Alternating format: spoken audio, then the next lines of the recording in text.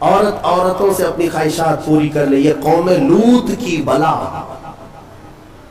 جس کے متعلق قرآن نے کہا اس گناہ میں جو مبتلا ہے کر دیا. ستی کی رسم جانتے؟ ستی کس کو کہتے تھے؟ ہمارے اسی دیش میں یہ رسم پائی جاتی تھی کہ اگر کسی عورت کا شوہر انتقال کر جائے تو عورت کو بھی شوہر کے ساتھ جلا دیا جاتا تھا. ختم، اس کو رہنے کا حق نہیں. بعد میں چل کر کے اس رسم کو تھوڑا سا کم کر دیا گیا اور کہا اب جلائیں گے نہیں لیکن ودوا کو جنگل میں چھوڑائیں گے. اس کو معاشرے میں رہنے کا حق نہیں ہے، اس کو جنگل میں چھوڑائیں گے، آبادی سے باہر رکھیں گے، اس لیے کہ ودوا اگر آئے گی تو یہ شگن ہوگا. آج بھی ہے یہ ناٹک، آج بھی ہے. اگر کوئی بیوہ عورت مجمع میں آ جائے تو اس کو آپ شگن سمجھتی ہیں. آج کے بھی کئی معاشرے موجود ہیں. لیکن اسلام پر انگلی اٹھانے والے پہلے پڑھو اسلام. میرے آقا صلی اللہ تعالی علیہ وسلم نے 10 شادیاں فرمائی جس میں سے 9 عورتیں ایسی ہیں جو سب کی سب بیوہ. بیوہ کو میرے آقا صلی اللہ تعالی علیہ وسلم نے نکاح کے ذریعے سے اپنا کر کے دنیا کو یہ بتایا کہ بیوہ اپشگن نہیں ہوتی، بلکہ اگر تم نے اس کو اپنا لیا تو اس کی بدولت اللہ تمہاری دعائیں قبول کرتا.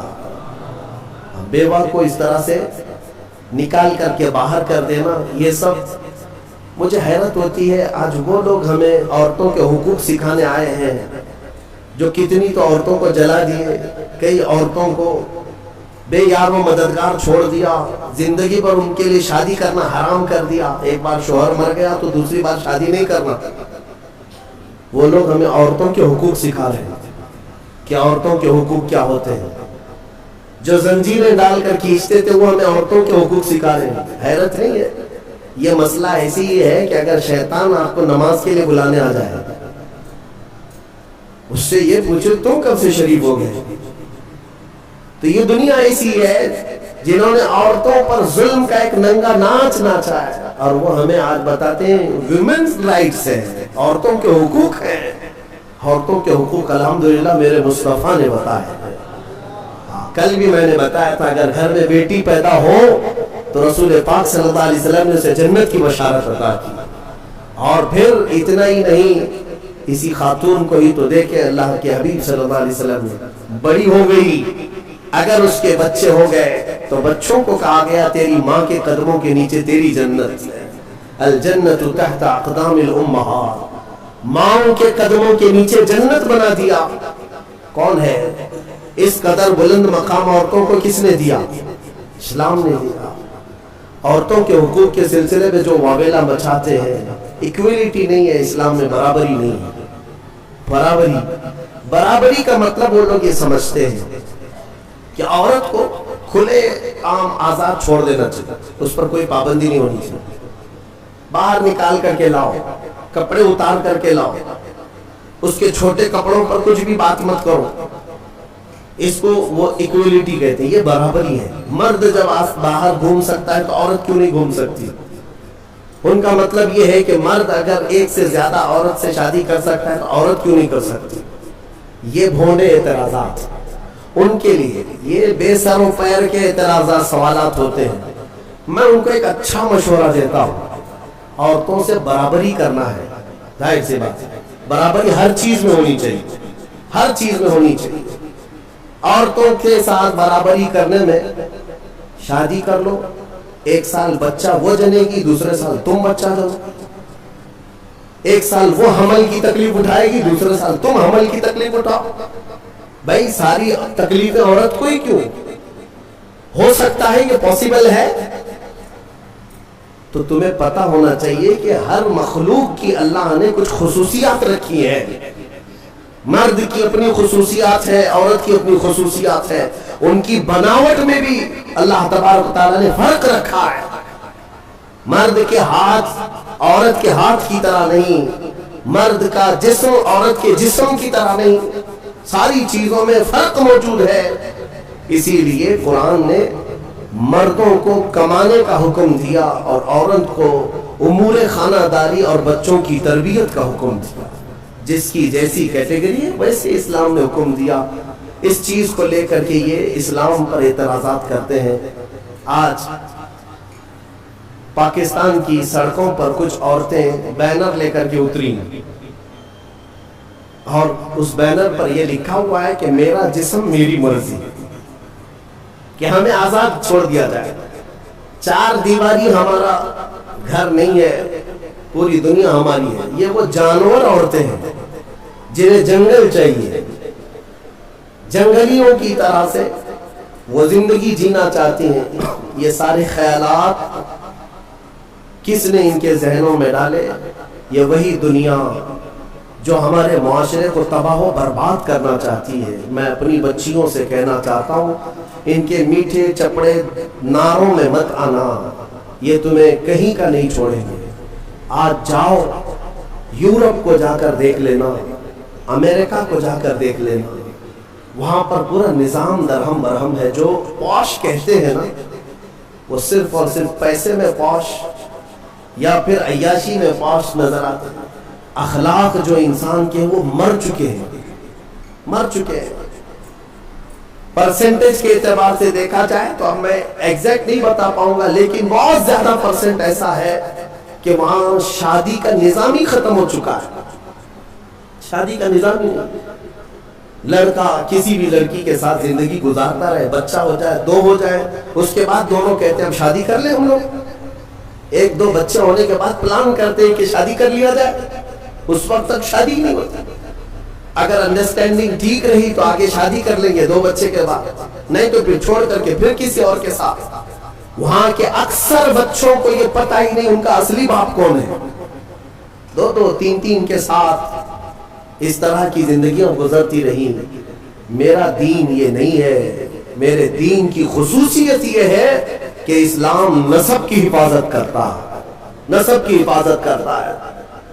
آپ کو پتا ہے اسلام کا یہ جو نظام ہے، ایک انگریز نے کہا، اس نے ریسرچ کر کے کہا، عورت کو اگر کسی نے طلاق دے دیا، توجہ چاہتا ہوں، اگر کسی نے طلاق دے دیا تو اس کی عدت کیا ہے؟ وہ عورت دوسرے مرد سے اگر نکاح کرنا چاہے تو کب کرے گی؟ ادھر فوراً زید نے طلاق دے دیا، دوسرے دن دوسرا شادی کر سکتا ہے؟ عدت ہے نا، آپ کو پتا ہے عدت کیا ہے؟ عدت کیا ہے؟ 3 بار عورت کی ماہواری آ جائے، طلاق کے بعد 3 بار عورت کا حیض آ کر ختم ہو چکا ہو، 3 بار حیض آیا اور 3 بار وہ پاک ہوئی، تب اس کی عدت ختم ہو گئی، اب وہ چاہے تو کسی اور سے نکاح کر سکتی ہے۔ یہ طریقہ ہے شریعت اسلامی، یہ کیوں رکھا گیا؟ ایک دانشور ہے، بڑا پڑھا لکھا آدمی ہے، لیکن اسلام سے اس کا تعلق تو نہیں، مسلمان نہیں ہے۔ اس نے کہا مجھے اس بات پر بہت حیرت ہوئی جب میں نے یہ دیکھا عدت کا کیا مسئلہ ہے، اس میں کیوں رکھا گیا؟ تو اس نے کہا کہ سائنس کے اعتبار سے میں نے پوری جانچ پڑتال کر کے دیکھ لیا کہ اگر عورت پہلے والے شوہر کے ساتھ کچھ راتیں بھی گزاری ہو، کچھ راتیں گزاری اور اس کے بعد پہلے شوہر نے طلاق دے دیا، تو پہلے شوہر کا نطفہ اگر عورت کے جسم کے اندر موجود ہے تو وہ کب تک باقی رہتا ہے؟ تو سائنس کہتی ہے 3 بار عورت کو اگر ماہواری آ گئی تو پہلے والا سارا نطفہ پاک ہو چکا ہوتا ہے، پہلے والے کا کچھ بھی ذرہ بھی باقی نہیں رہتا، اب وہ پوری مکمل کلین ہے، تب جا کر کے وہ دوسرے شوہر کے لیے تیار ہے، دوسرا نکاح کر سکتی ہے۔ میرے عزیزوں، یہ میں نہیں کہتا، غیروں نے جو پڑھا ہے وہ کہتے ہیں کہ اسلام نے یہ عدت کا جو نظام رکھا ہے وہ صرف اس لیے کہ آنے والا بچہ اس کے نسب میں کوئی اختلاط نہ ہونے پائے، نسب میں کوئی اختلاط نہ ہونے پائے، عورتوں کی بھی حفاظت اور بچوں کی بھی حفاظت۔ الحمدللہ مجھے فخر ہے اس بات پر کہ دین اسلام نے یہ پاکیزہ نظام رکھا ہے، پاکیزہ نظام۔ آپ کو پتا ہے آج دنیا یہ سارا نظام درہم برہم کرنا چاہتی ہے۔ ہاں، جو ماڈرن کلچر کے دلدادہ ہیں ان سے میں کہتا ہوں جاؤ ذرا یورپ کو دیکھو، انہوں نے شادیوں کا نظام ختم کر دیا، شادیوں کا نظام ختم کرنے میں کئی چیزیں ان کے ساتھ آئیں، میں بتاتا ہوں. ایک سسٹم ہے جو کام کر رہا ہے، شیطان کے پجاری ہیں، ڈیول ورشپرز، شیطان کے پجاری ہیں. وہ صحیح طریقے سے جو نباہ ہوتا ہے اس کو ختم کرنے پر لگی ہوئی ایک ٹیم ہے، ایک پوری ٹیم کام کرتی ہے. وہ مردوں کو عورتوں سے دور رکھے، عورتوں کو مردوں سے، یا اگر رکھے تو ناجائز طریقے سے رکھے. اس کے لیے کیا کیا طریقے اپنائے. میں 2 سال قبل شاید یا 3 سال قبل کی بات ہے، شب قدر میں نے اس کو عرض کیا تھا. پورا نظام جو یہ معاشرتی جو نظام ہے، ازدواجی جو نظام ہے، اس کو مار ڈالا ہے یورپ کے کئی کلچرز نے. کیا کیا جانتے؟ مردوں کو خود اپنے ہاتھوں سے تسکین حاصل کرنے کے طریقے سکھا دیے کہ عورت کی ضرورت ہی نہ پیش آئے. اپنے ہاتھوں سے شہوت کو پورا کر لو، خواہشات پوری کر لو. اس کے لیے انہوں نے کھلونے بنائے، آلے بنائے، ساری چیزیں بنائی تاکہ شادی کا نظام ہی نہ رہے. عورتوں کو بھی اسی طرح سے تباہ و برباد کر دیا کہ عورتیں بھی اس نظام میں نہ آئیں. وہ اپنی جسمانی خواہش پوری کرنے کے لیے پلاسٹک کا بھی سہارا لے لے، کسی بھی دوسری چیزوں کا سہارا لے لے. میں نے جب یہ پڑھا کہ باہر کئی جگہ پر مارکیٹ میں باضابطہ سلیکون کی پوری عورتیں ملتی ہیں، پورا کا پورا مرد ملتا ہے.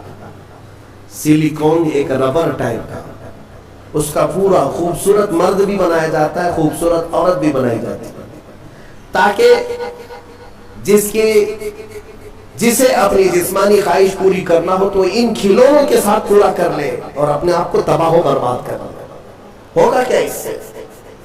یہ نظام ختم کرنا ہے ان کو کہ ازدواجی نظام ہی نہ رہے، نہ بچے ہوں، نہ صالح معاشرہ ہو. نظام ختم کرے. بہت لوگ اس میں تباہ و برباد ہو چکے. یہ سلیکون کی گڑیا اور گڈے بنائے گئے، ان کی زندگیوں میں داخل کیے. یہ ہٹ گیا تو پھر ان لوگوں نے کئی ملکوں میں LGBT کمیونٹی کو متعارف کرایا. یہ کیا ہے؟ LGBT کمیونٹی ایک معاشرہ ہے، یہ پوری دنیا میں کام کر رہے ہیں. 50 لاکھ سے زیادہ کے ممبر ان کے ہندوستان میں، ہر کنٹری میں ان کو سہولیات دی جا رہی. یہ کون لوگ ہیں؟ یہ وہ لوگ ہیں کہ مرد مرد سے اور عورت عورت سے اپنی خواہشات پوری کریں.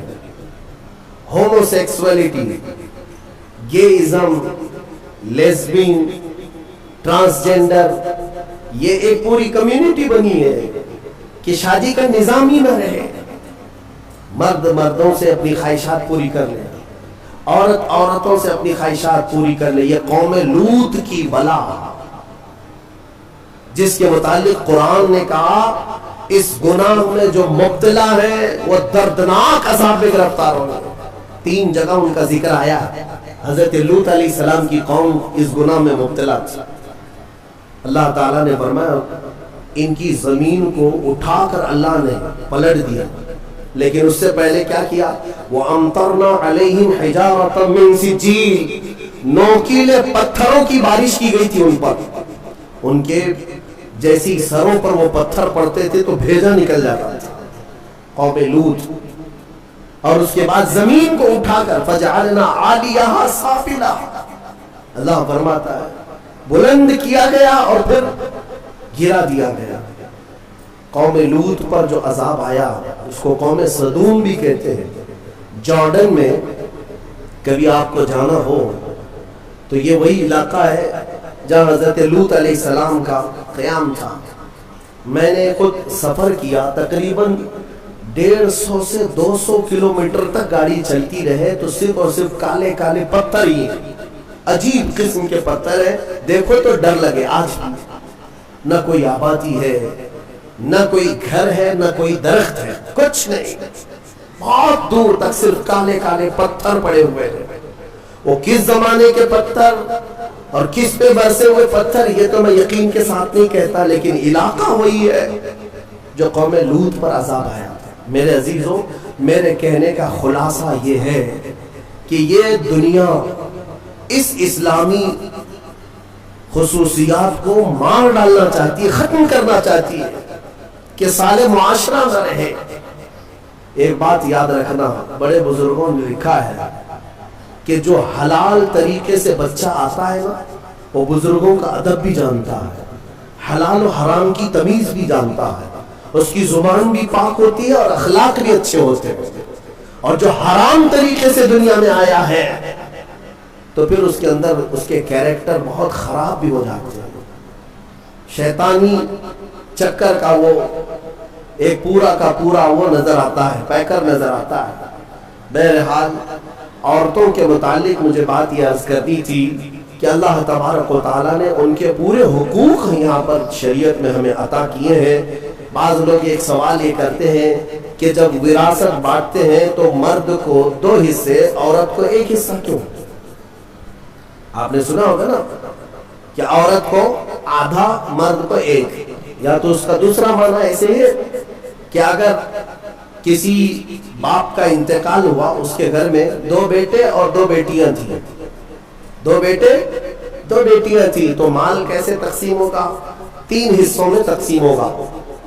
ایک حصہ دونوں بیٹوں کو دیا جائے گا اور ایک حصہ جو بچا ہے وہ آدھا آدھا لڑکیوں میں دیا جائے گا، آدھا آدھا دونوں لڑکیوں کو دیا جائے گا۔ یعنی 4 اولاد تھی تو 3 حصوں میں بانٹا جائے گا، ایک حصہ لڑکے کو اور آدھا آدھا لڑکی کو۔ تو اس دنیا کو یہی بات شوشہ مل گیا، کہا کہ لڑکی کو آدھا کیوں، لڑکی کو آدھا کیوں، لڑکے کے برابر کیوں نہیں دیا جاتا؟ انہیں پتہ نہیں اسلام نے ان خواتین کو اور بھی کہاں کہاں حصے رکھے ہیں۔ یہ لڑکی کا باپ کی طرف سے ملنے والا آدھا حصہ ہے، یہ اپنے بھائی کے برابر نہیں، آدھا۔ لیکن جہاں یہ نکاح کر کے جاتی ہے اس کے شوہر سے بھی اس کو وراثت دی گئی، عورت کو اس کے شوہر کے گھر سے بھی وراثت ہے، باپ کے گھر سے بھی وراثت ہے۔ یہ دنیا کہتی ہے کہ ہم نے عورتوں کے حقوق مارے ہیں، تم وراثت کے احکام پڑھے کہاں، معلوم کہاں ہے؟ عورتوں کو مکمل پورے تحفظات کے ساتھ شریعت نے حقوق عطا کیے۔ بہرحال اللہ تبارک و تعالی ہمیں سمجھ عطا فرما ہے۔ یہ سورہ نساء کے متعلق جو باتیں تھی وہ عرض کیا۔ ایک بات میں آپ کو بتا دوں، قرآن پاک نے فرمایا وَإِنْ خِفْتُمْ شِقَاقَ بَيْنِهِمَا۔ اکثر ایسا ہوتا ہے کہ شوہر بیوی میں جھگڑے ہوتے ہیں، اور ان جھگڑوں کا ذکر قرآن میں جب آیا ہے کہ اگر تمہیں خوف لگتا ہے کہ دونوں میں نہیں نبھ پائے گا، دونوں جم نہیں رہی ہے، شوہر کی بیوی کے ساتھ، بیوی کی شوہر کے ساتھ، کئی زندگیاں ایسی ہیں روز لڑائیاں، روز جھگڑے، یا پھر آگے نہیں چلنے جیسی صورت بنتی ہے، تو کیا کریں؟ اللہ فرماتا ہے فَبْعَثُوا حَكَمًا مِّنْ أَهْلِهِ وَحَكَمًا مِّنْ أَهْلِهَا۔ اللہ تعالیٰ نے فرمایا عورت کی طرف سے ایک سمجھ بوجھ رکھنے والا آدمی آئے اور مرد کی طرف سے بھی ایک سمجھ بوجھ رکھنے والا آدمی آئے۔ إِن يُرِيدَ إِصْلَاحًا يُوَفِّقِ اللَّهُ بَيْنَهُمَا۔ اگر دونوں خاندانوں سے ایک آدمی بیٹھ گیا اور ان دونوں کی نیت اصلاح کی ہے تو رب فرماتا ہے اللہ ان کے دلوں میں محبت پیدا کرے۔ ہاں، یہاں تو لڑکی کی اماں پہلے سے بیٹھی ہوئی نہیں، طلاق ہی چاہیے میری بیٹی کو، واپس بھیجو گھر۔ اصلاح کی نیت کا ہے۔ آدھی لڑکیوں کے گھر کو توڑنے میں ان کی ماؤں کا ہی ہاتھ ہے، زبردستی کا۔ میرے عزیزوں، شادی کے بعد ایک زندگی جو ہے یہ کیسی ہے؟ شوہر اور بیوی دونوں کو قرآن نے کہا ہن لباس لکم وانتم لباس لہن۔ عورتیں تمہارے لیے لباس ہے اور تم عورتوں کا لباس۔ لباس سمجھتے ہیں نا کیوں پہنا جاتا ہے؟ لباس بدن چھپانے کے لیے پہنتے ہیں، ٹھنڈی گرمی سے بچنے کے لیے پہنتے ہیں۔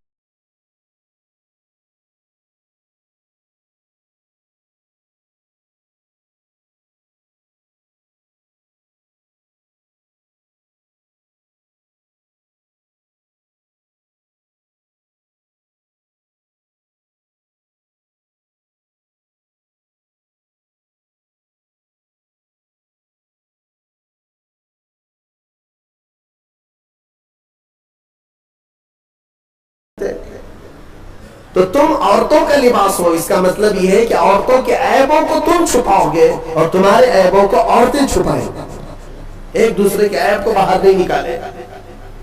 اور اسی طرح عورتوں کی تکلیف آئے تو تم سہارا بن کر کھڑے ہو جاؤ، اور مرد کی تکلیف آئے تو عورت سہارا بن کر کھڑی ہو جائے. ماں خدیجۃ الکبریٰ رضی اللہ تعالی عنہا کی زندگی کو دیکھیں. حضور پاک صلی اللہ تعالی علیہ وسلم سے جو وفا تھی، محبت تھی. اللہ حضور غار ہرا سے جب اترتے، دوپہر کا وقت ہو، غار ہرا 3000 فٹ اونچا پہاڑ ہے. حضرت خدیجہ اپنے گھر سے باہر آنگن میں کھڑی ہوتی تھی. گزرنے والے کہتے خدیجہ حضور پاک صلی اللہ تعالی علیہ وسلم تیرے شوہر آ رہے ہیں، ابھی وقت لگے گا، جب تک تو چھاؤں میں بیٹھ جا. حضرت خدیجہ کہتی ہے میرا دل گوارا نہیں کرتا، میرے سرتاج دھوپ میں اتر رہے اور میں چھاؤں میں بیٹھی ہوں. جتنی دیر میرے رفیق حیات صلی اللہ علیہ وسلم دھوپ میں اتر رہے ہوں، اتنی دیر میں بھی تو دھوپ میں کھڑی ہوں. حصے داری اس کو کہتے ہیں، پارٹنرشپ یہ ہوتی ہے، شریک حیات اس کو کہتے ہیں، لائف پارٹنر یہ ہے. حضرت خدیجہ کا جب انتقال ہوا، میرے آقا کو اتنا غم ہوا، اتنا غم.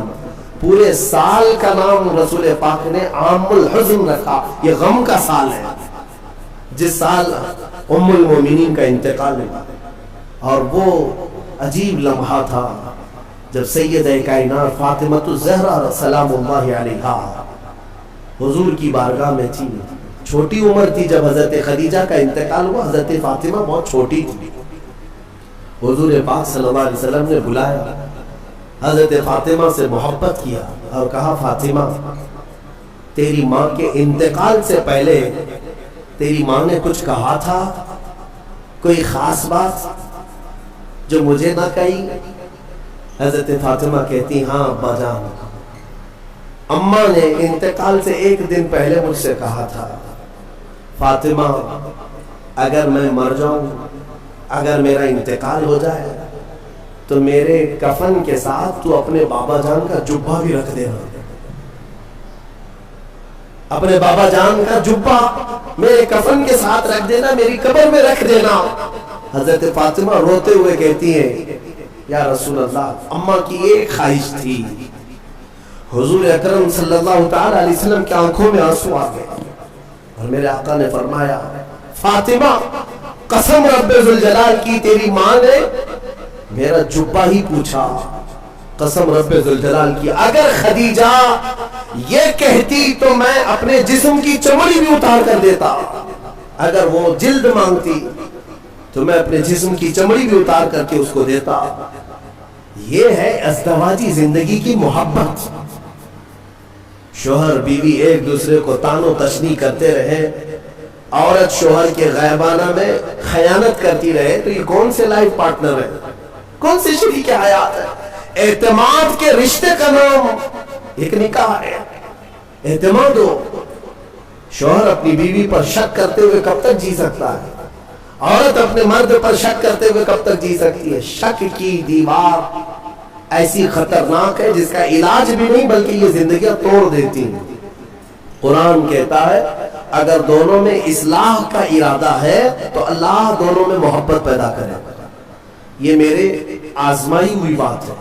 اسی جگہ پر میں آپ کو اسی جگہ پر لیٹر لے کر کے دو لوگ ہمارے پاس آئے تھے جس پر پورا مضمون تھا کھلا نامہ، کھلا چاہیے.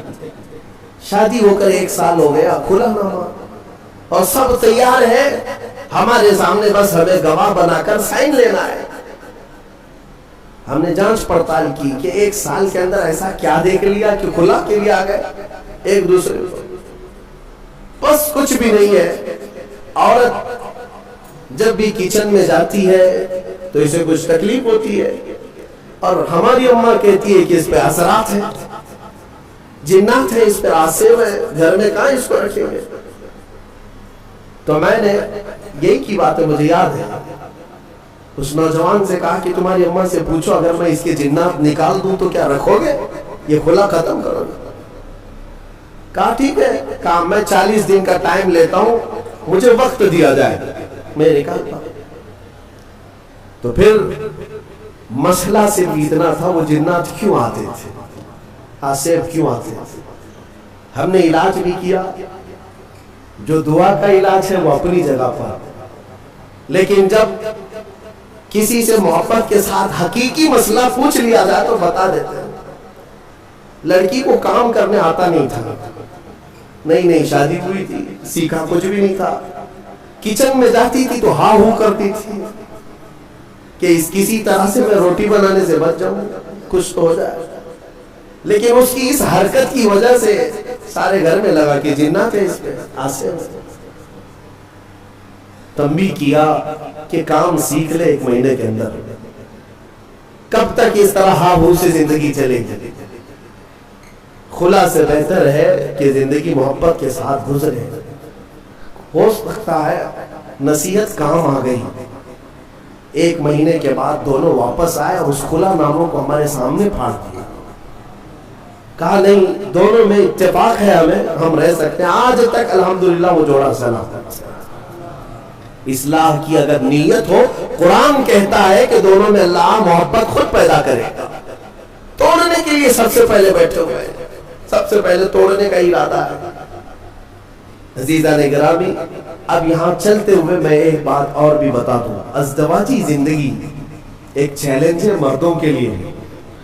میں کہتا ہوں کبھی کبھار شادی کرنے کے بعد جو ہے مرد رکشہ بن جاتا ہے.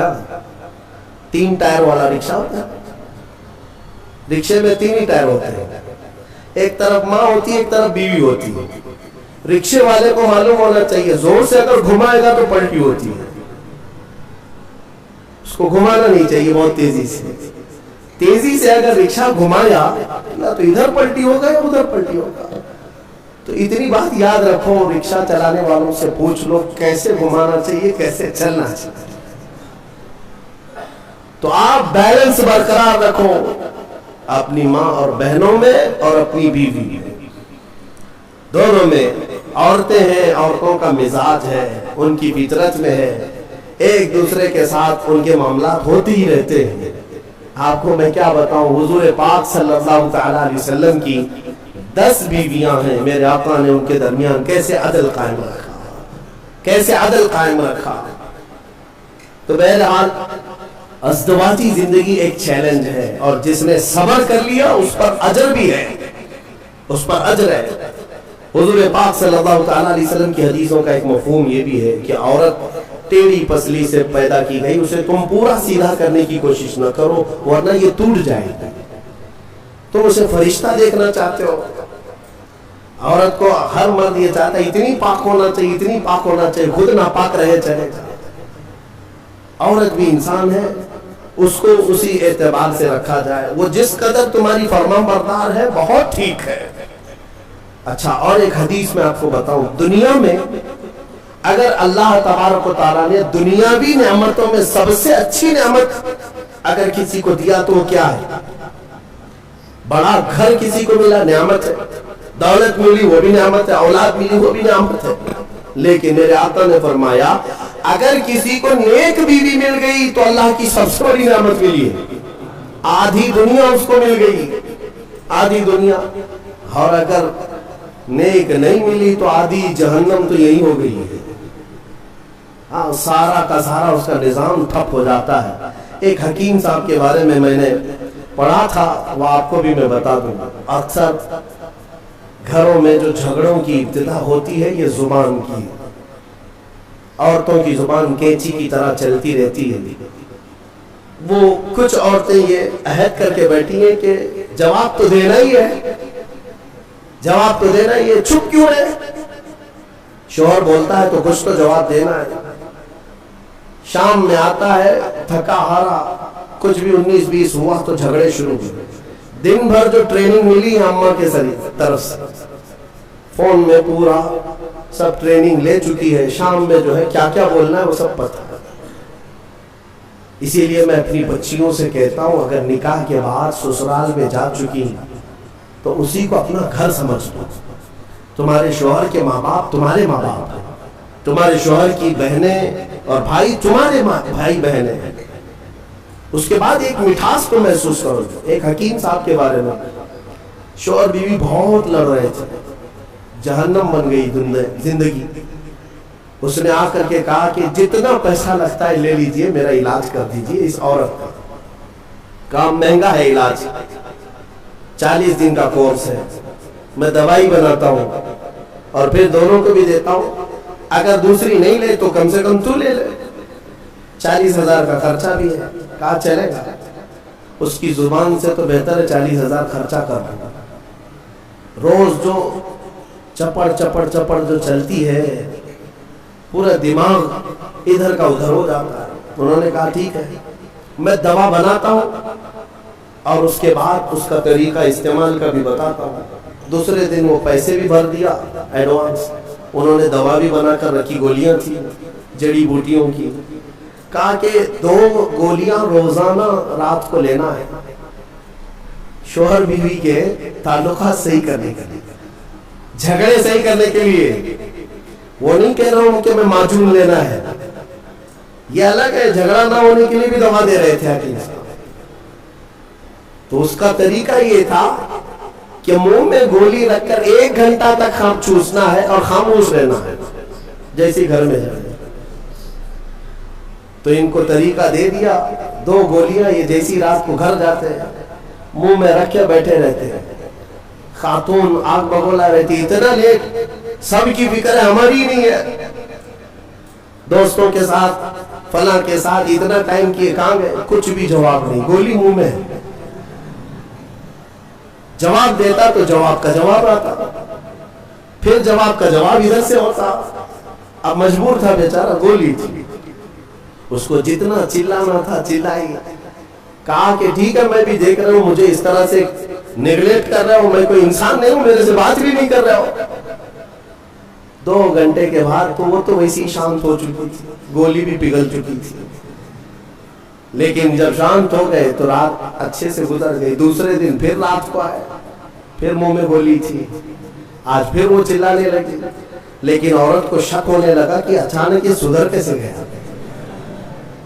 دونوں رات کو جھگڑا کرتے ہی تھے، لیکن کل سے دیکھ رہی ہوں جواب بھی نہیں دے رہا، کچھ بھی بول رہی جواب نہیں دے رہا.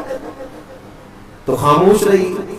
تھوڑا ہی آج چلائی، اور اس کے بعد اس کو ڈر لگنے لگا کہ کہیں طبیعت خراب ہو گئی. تیسرے دن پھر گولی رکھ کر کے آئے. عورت نے آج چلایا تو اسے سیریس لگنے لگا کہ آج بھی جواب نہیں دے رہا، اس کا مطلب طبیعت خراب ہے. قریب آئی اور کہا ارے میرے سرتاج بتاؤ تو صحیح، کیا تکلیف ہے آپ کو؟ 2 دن سے بالکل منہ چھپ کر کے بیٹھے ہو گھر میں، رونق ختم ہو گئی گھر، کچھ تو بولو. کہا نہ، گولی ہے منہ میں. کافی دیر تک، 1 گھنٹہ 2 گھنٹہ. تو تیسرے دن جو ہے جب بات ہی نہیں کیا، خاموش، تو عورت کی طبیعت بے قرار ہو گئی سیدھے. دیکھیں میں آپ کو بتاتا ہوں، یہ جھگڑے ہوتے ہیں لیکن محبت اندر رہتی ہے. مصلی بچھا کر کے اللہ کی بارگاہ میں دعا کرنے لگے کہ مولا میرے شوہر کو صحیح کر دے، اگر اس کی طبیعت خراب ہے تو شفا دے دے. وہ دعا کرتی رہی. میاں کو ہوا کچھ نہیں تھا، گولی تھی، اور سو گئے. چوتھے دن وہ پیر پکڑ کر بیٹھی. بتاؤ تو صحیح، پیر دباؤں کہ سر دباؤں، کیا خدمت کروں، کیا کھانا پسند کرو گے، میٹھا لوگے، فلاں کیا بناؤں تمہارے لیے. شوہر کو لگا حکیم صاحب کی دوائی تو بہت کام کی، بہت کام کیے. 3 دن کے اندر مزاج بدل لیا. گولی میں کھا رہا ہوں، اثر بھی بیگم کو ہو رہا. پھر اس کے بعد حکیم صاحب کے پاس پیسے پورے لے کر کے گئے. کہا کہ 3 دن میں ہی گولیاں بہت اثر دکھائی ہیں، 40 دن کے کورس میں پتہ نہیں اور کیا ہونا ہے، آپ پورے پیسے لے لیں، آپ کا بڑا احسان ہے. گھر شانت ہو گیا. میری بیوی میری محبت میں پاگل ہے، جو میری مرضی ہے وہ کرنے کو تیار ہے. حکیم صاحب سے پوچھا کہ اتنا لاجواب علاج آپ کے پاس آیا کیسے؟ کون سی جڑی بوٹیاں ہیں، کون سے پہاڑ سے لے آئے ہو؟ حکیم صاحب نے کہا بیوقوف، کچھ نہیں، میدے کے آٹے کی گولیاں ہیں، کچھ بھی نہیں ہے اس کے اندر. मैदे के आटे की गोलियां बनाकर, बात सिर्फ मुझे इतनी इलाज करना था कि दोनों में से किसी एक का मुंह चुप हो जाए, इलाज वैसे ही हो जाएगा।